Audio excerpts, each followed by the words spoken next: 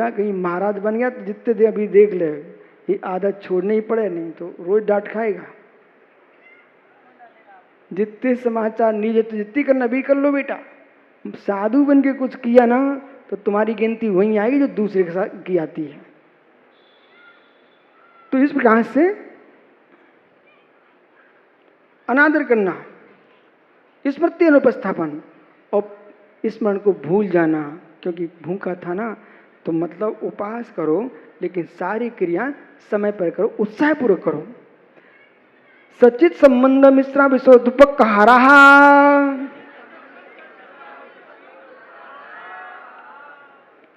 अतिथि सत्कार व्रत के 5 अतिचार।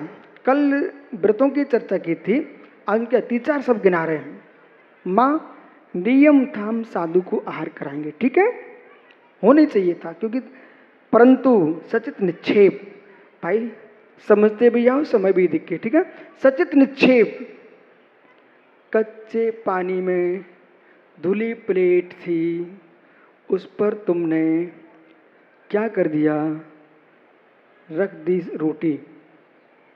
वो रोटी अवश्य हो चुकी है, वो साधु को देना मत। आपको चौके के प्राशुक अथवा रख रहे द्वार पर पानी, वो प्राशुक होना चाहिए गर्म, और उसमें सब लोग हाथ डाल रहे थे और वही पानी लेके तुमने भी डाल दिए, तो सारे हाथों के मल तो उसमें भर चुके थे, वो तो अशुद्ध ही पानी था। तो प्राशुक पानी अलग चौके में रखिए और बोरने का हिसाब किताब मत बनाओ, डाल करके हाथ धो। पर ऐसे भी पानी की रक्षा मत करना इतनी ज़्यादा कि मालूम प्रोफेसर साहब ऐसे एक पानी बूंद डाला और ऐसे ऐसे कर लिया, महाराज जी मन शुद्धि वचन काय की शुद्धि, वो पूरा तो वहीं भरा है मल तुम्हारा। ये बातें सब बताना पड़ रही है मुझे। न्यायचंद जी आए क्या पंडित जी साहब, ये उनको समझाना चाहिए सबको। सचित निक्षेप, तो सचित के ऊपर रखना और सचित प्रधान। पहले क्या चलता था, पत्तल पत्तल पत्तल। तो सुनिए, साधुओं को व्रतियों को पत्ते पर रख करके भोजन नहीं दे सकते हो, वो सचित होता है, सचित पर रखा हुआ भोजन नहीं लेते, समझ रहे ना। इसी प्रकार से मिट्टी का पात्र है, उसको तुमने तपाया नहीं है और सीधे उस पर रख दिया। सुनो माताओं, ये विवेक आपको अपने घर में बहू बेटों को सिखाना चाहिए। अब पानी का जग था, महाराज जी को आहार दे रहे थे, उस जमीन पर रख दिया, वो पानी नहीं चलेगा क्योंकि सचित पर रख दिया।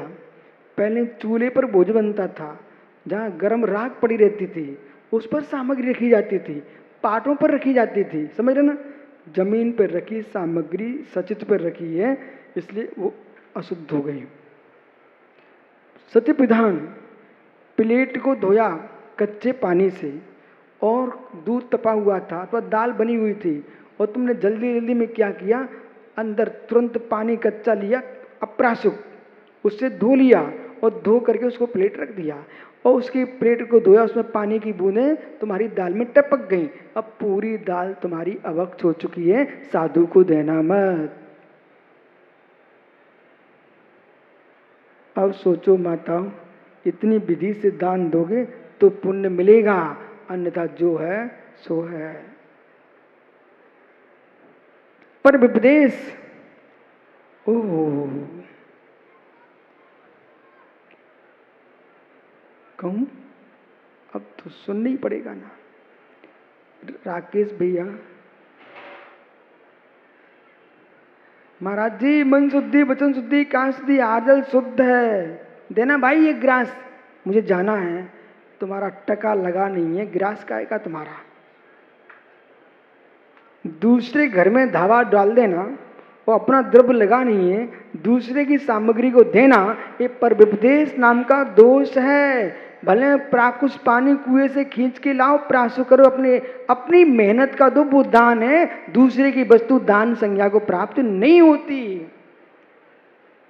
और यदि किसी के चौके में गए भी हो ना, तो उस श्रावक से पूछो पहले, भैया हम आपका द्रव्य दे सकते क्या। तुम तो ऐसे खड़े हो जाते जैसे अधिकार बना करके, चौके वाले को तो बेचारे को तो पता ही नहीं चलता हमारे यहाँ महाराज जी आए कि नहीं आए हैं, और यानी इतना धावा बोला, 50 लड़के आगे 50 पीछे, उनने यानी कम से कम चौके वालों का भी ध्यान रखा करो भाई। इसलिए यानी परंतु बच्चों को मना नहीं करना, एक पक्ष। दूसरा पक्ष ये है कि चौके वाले का कर्तव्य बनता है, और भाग्य तुम्हारा कि पात्र तुम्हारे यहाँ आया है, उस पात्र के नियोग से इतने लोग भी तुम्हारे घर में आए, नहीं अब आगे कौन तेरे घर में आता है। इसलिए भगाओ मत किसी को, ठीक है। वो आपको स्वयं कहना चाहिए कि भाई आप सब लोग देना, तो तुम भी खुश वो भी खुश। लेकिन सत्य यही है, आपको अपना ही द्रव्य देना चाहिए, भले कुछ भी लेके जाओ वो तुम दो, लेकिन उसका भी ध्यान रखना, साथ घर से आगे कोई सामग्री नहीं ले जा सकते आप, नहीं तो तुम कहीं बनाई कड़ी की बनाई बाटियां और दूसरे 50 घर गलियां नाक करके बोले महाराज जी हमारी सामग्री ले लो, वो नहीं चलता। इसलिए ज्ञानी भिंड में बनी रेवड़ियां और जाकर के जबलपुर में खिलाने गए हो तो मित्र वे रेवड़ियां तुम्हारी काम में नहीं आएंगी। यहाँ लड्डू बनाए और बरासों में तुम हार देने गए हो, मित्र अपने घर में चौका लगाओ, अपने घर में खिलाओ। अब ज्यादा कहीं तो तुम रो पड़ोगे, पर सत्य माँ अपनी ही सामग्री देना पड़ती, दूसरे की सामग्री दो तो पर विपदेश नाम का दोष है। सुना मात्सर्य क्या मतलब, वो यूं ही देता चला जा रहा है, मुझे देने ही नहीं देता है, ऐसे भाव नहीं रखो। उनके यहाँ रोज महाराज पहुंच रहे, हमारे यहाँ आ ही नहीं रहे महाराज जी। अपना ये सोचो, ओहो क्या दारंतरा क्रम का उदय मेरा चल रहा है, किसी पात्र के भाव ही नहीं आ रहे, मुझे देखते ही नहीं है। पर पात्रों का भी कर्तव्य है कि जिनसे राग है उन्हें मत देखो, गरीबों को भी देखो। सुना सामने सागर, ये कह रहा हूं भाई, कहीं बहन दिख गई, भाई दिख गया, मित्र दिख गया, वहाँ सामने सागर खड़े मिल गए, वो बेचारे गरीब लोग लगा रहे महीनों महीनों से, वहाँ सामने सागर की आंखें नहीं पहुँच रही, बेटा सबको देखना। मतलब मैं समझा रहा हूँ, पात्र का धर्म है सभी के साथ एक सा व्यवहार करो, और श्रावक का धर्म है किसी प्रकार के क्लेश ना करे, जितनी शक्ति हो उतना दान करो। समय तुम्हारा खिंच रहा है, आप विश्राम कर लो, लेकिन साधु के कानों में कहो महाराज जी अरे ये टेंशन तो छोड़ के बेचारे आए थे और तुम 4 एक साथ बोल गए, महाराज जी चौका लग रहा है। तुम 4 लोग आकर के उनके कान में बाण ठोक गए, बाण चिंता का, बोले अब उसको देखना पड़ेगा। नहीं, शांति से जियो, जीने दो। तुम्हारा धर्म है आहार देना, उनका धर्म है आहार लेना। यानी साधु के पास कहना आना तुम्हारा धर्म नहीं है, क्योंकि विद्वान ब्रह्मचारी त्यागी ये निमंत्रण से जाते हैं, महाव्रती निमंत्रणों से नहीं जाते। ये सबको पता है ना माँ, सबको पता है ना, तो फिर बच्चों को पढ़ा के क्यों सिखा देती, जाओ आचा श्री से बोल देना खा ही गया चौका। तो मुझे सब पता रहता है, ज्ञानी बहुत ज्ञानी लोग हैं, मात्सर्य, पर वो बेचारे क्या करें, भावना मानती नहीं है, उन्हें पता है दोष है, फिर भी जोर से बोले चलो के आओ के आओ। मात्सर्य, आप लोग बुरा नहीं मानना, आगम तो यही है, बाकी तुम क्या कर रहे हो सो दोष तुम जानो। कालातिक्रम, समय को बेचारे खड़े हैं, अब तुम तब तक दूध ही फेंटने में लगे हो। मित्र कितना बेकार लगता है, बोले खाली अंजलि है, इंतजार ही कर रहे हैं, तो आगम कहता है महाराज 9 बार नमोकार मंत्र पढ़ना मनी मन में स्वात्योश्वास से, और जैसे पूरा हो जाए फिर बैठ जाना, क्योंकि आहार के लिए लंबे समय तक हम भिखारी बन के किसी के घर नहीं खड़े रहेंगे। 9 बार नमोकार मंत्र पढ़ना, 9 बार नमोकार पढ़ते समय अंजलि में किसी ने दे दिया तो आहार ले लेना, अन्यथा अंजलि छोड़ करके उपवास कर लेना।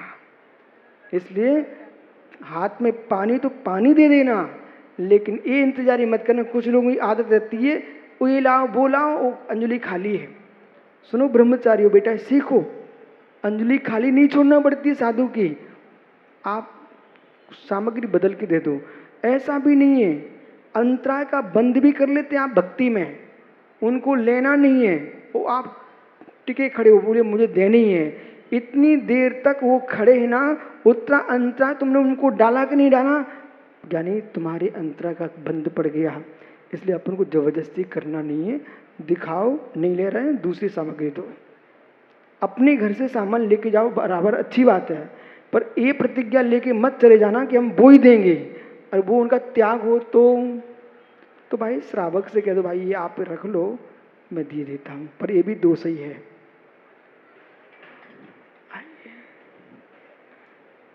बहुत कठिन है ना, बहुत सरल है। कालातिक्रम, समय का अतिक्रम करना, ये अतिशक्ता व्रत के 5 अत्याचार हैं।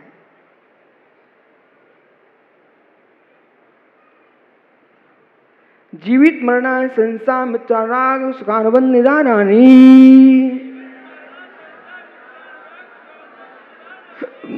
अभी अभी आपने संलेखना व्रत की बात सुनी थी ना, तो ये संलेखना व्रत के 5 अत्याचार हैं। अब वो संलेखना तो धारण कर ली। देखो भाई, कोई भी व्रत लोगे परीक्षा तो होगी, व्रत लोगे परीक्षा तो होगी। अब उसमें आपको परिणाम संभालना है।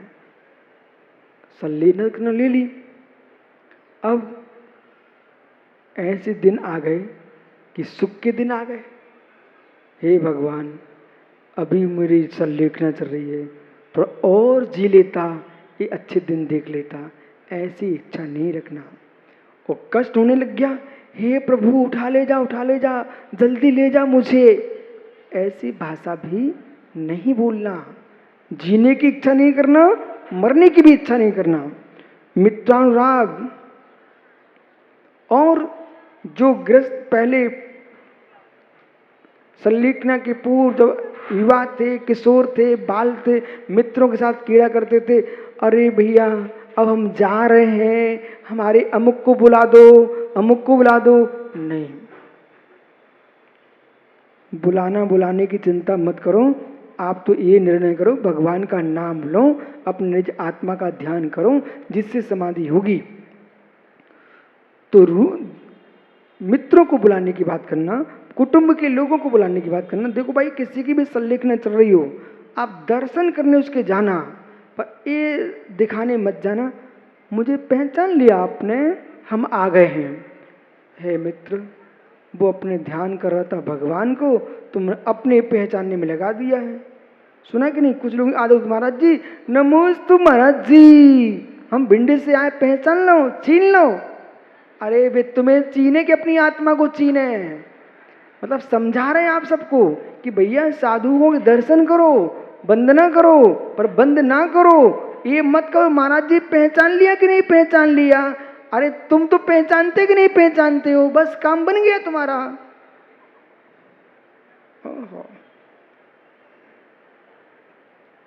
ऐसे ही है ना। हाँ, सुखानुबंध, हे प्रभु कैसा सुख मेरा है, ऐसे सुख बना रहे, जो वर्तमान में सुख चल रहा है।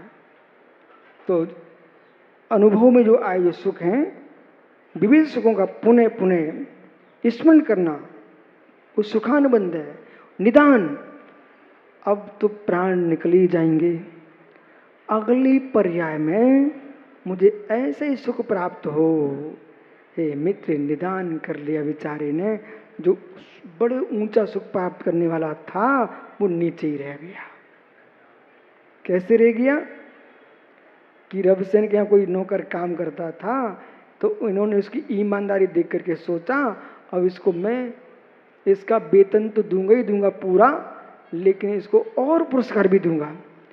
पर वो बेचारा सोचता है कि सेठ जी को 1 महीने हो गया, मेरे वेतन के बारे में सोच ही नहीं रहे कुछ, मैं 500 रुपये से कम नहीं लूंगा। और पहुंच गए, सेठ जी हमारे वेतन दो, मुझे 500 रुपये चाहिए। वे खुश होकर उन्होंने 500 रुपये पकड़ा दिए और सोच, देखो भैया तेरा भाग्य ऐसा था, मैं तो तुझे 5000 दे रहा था वेतन के और 1000 रुपये और दे रहा था पुरस्कार के, पर तेरे भाग्य में इतना ही लिखा था, ले जा।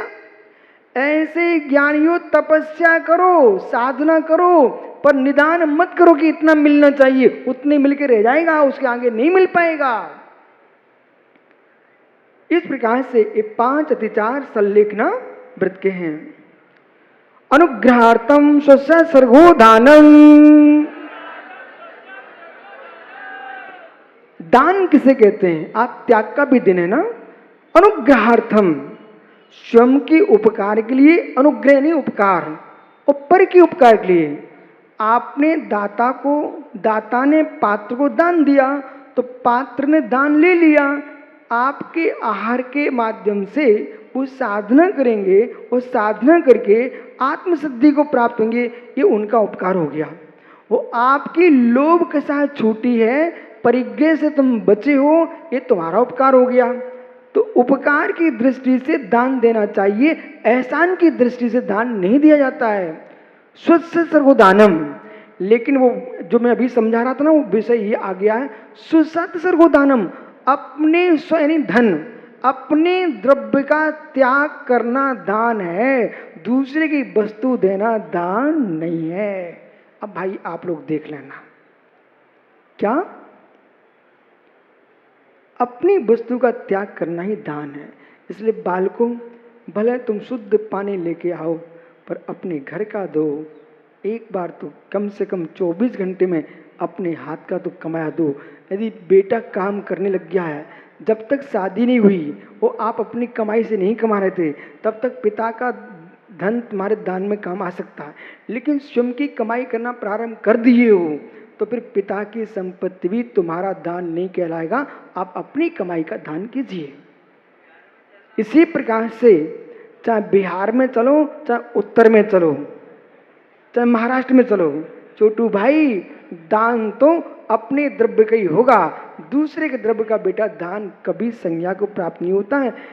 मालूम चाहे हम उतनी मेहनत करेंगे, उतना द्रव्य कमाएंगे, पर दान दूसरे का भोजन कर लेना, पर दान अपने द्रव्य का देना है। भगवान की पूजा के लिए दूसरे का द्रव्य मत लेना, यानी अपनी कमाई का ही द्रव्य चढ़ाना। ऐसे ही बेटियां, जब तक इनकी शादी नहीं हुई तब तक अपने पिताजी घर का दान दे सकते हैं। इनकी शादी हो चुकी है तो पिताजी के घर का दान नहीं कहलाएगा, इनको अपने पति के घर का द्रव्य देना पड़ेगा, वो दान कहलाएगा।